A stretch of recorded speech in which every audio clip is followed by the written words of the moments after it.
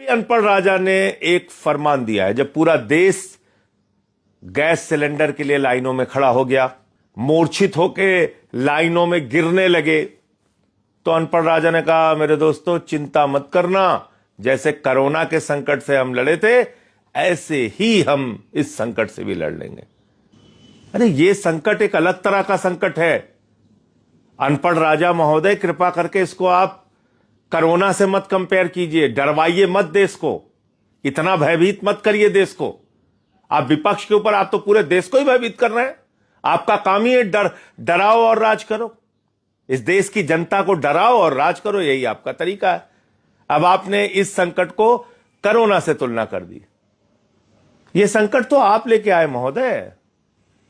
आदरणीय प्रधानमंत्री जी, आप गए थे खामेनेई को, जब वो जिंदा थे, उनसे मुलाकात की थी, ऊर्जा क्षेत्र में कई समझौते किए थे, चाबार पोर्ट का समझौता आपने किया था, 12,000 करोड़ रुपए वहां पे इन्वेस्टमेंट किया था आपने, और बाद में अमेरिका के डांटने के बाद, ट्रंप अंकल ने जब आपको डांटा, आपने वो पोर्ट बंद कर दिया, 12,000 करोड़ रुपए हिंदुस्तान का डुबा दिया आपने। आप एक दब्बू बन गए हो, पिछलग्गू बन गए हो। आपकी कोई न सोच है न कोई विदेश नीति है।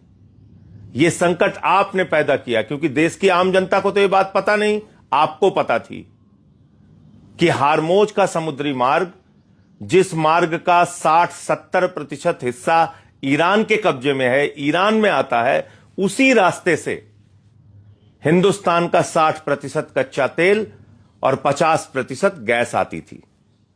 तो उस ईरान देश से आपको अपने रिश्ते बिगाड़ने की क्या जरूरत थी, जिसको आप खुद कहते थे कि वो इतिहास से भी पुराना हमारा दोस्त है। 13 दिन के बाद, क्योंकि आपको तो लगा था कि अमेरिका और इजराइल मिलकर एक ही दिन में ईरान को उड़ा देंगे, उसके बाद आप फिर नाचेंगे उनके साथ मेडल पहन के। एक फर्जी मेडल जो आपको पहनाया था इजराइल वालों ने, इस देश की जनता को पता होना चाहिए, वो पुरस्कार पहले था ही नहीं, मोदी जी के लिए वो पुरस्कार बनाया गया था, फर्जी मेडल वाला, और गले में डाल दिया। अब मोदी जी उछल के चले आए यहां पे, बोले युद्ध शुरू करो अंकल जी। ट्रंप अंकल ने और इजराइल ने युद्ध शुरू कर दिया। इनको लगा था 2 दिन में पूरा ईरान खत्म हो जाएगा, फिर हम इजराइल और ट्रंप के साथ मिलकर नाचेंगे। बातचीत की। ईरान के राष्ट्रपति ने भारत के प्रधानमंत्री के बातचीत को नोटिस तक नहीं किया, एक ट्वीट करके भी नहीं बताया कि हां हमारी मोदी जी से बातचीत हुई। यह हैसियत बना दी आपने मोदी जी भारत की, अपने परंपरागत मित्र के साथ संबंध बिगाड़ के, उसको धोखा देके।